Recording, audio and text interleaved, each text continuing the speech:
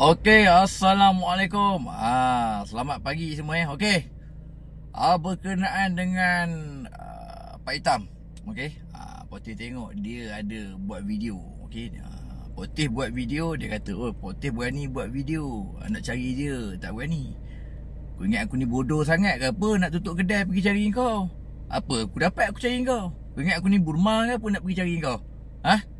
Jadi kau ni buat video aku tengok lebih kepada macam kau kenal sangat aku. Kau claim kau orang kampung aku lah. Kau dah takut ke apa? Kau bukan orang kampung aku. Bini kau tu asal sana.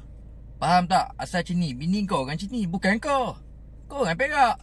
Kau tunjuk lesi kau. Takut kena pijak? Takut kena sepak? Kau ni tak kena sepak dengan aku dah. Kaki nasib baik lah kau ni.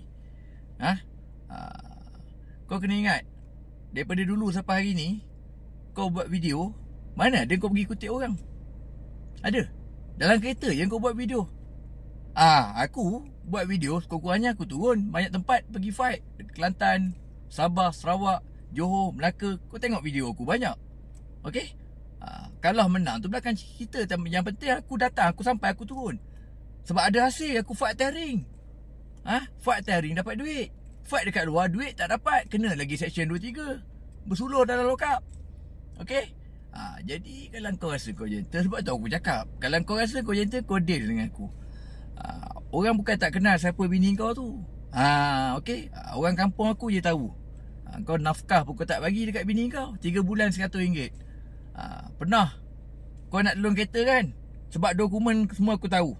Orang yang kau nak tolong kereta, salesman tu dia bagi semua dokumen dekat aku. Tapi tak lepas. Sebab apa?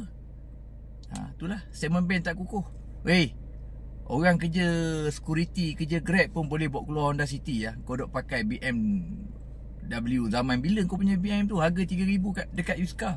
Itu pun masih lagi ada tunggakan, tak habis bayar. Kau pergi settle dulu.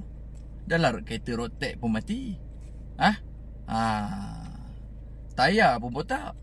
Jadi level kau dengan aku ni tak sama. Faham tak?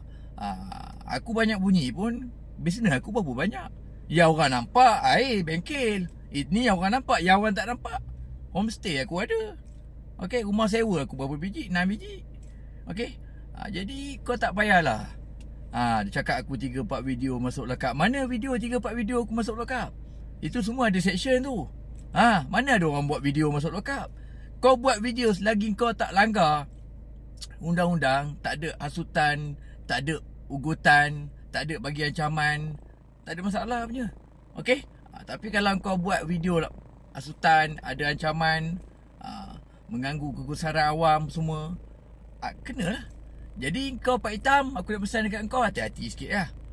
Okey, tak lama berumah boleh. Okey, sebab dia warga asing, datang Malaysia tak boleh buat apa.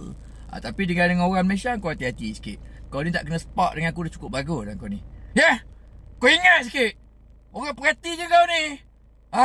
Kau dengan jambang tu, orang perhati je. Tunggu masa. Okey?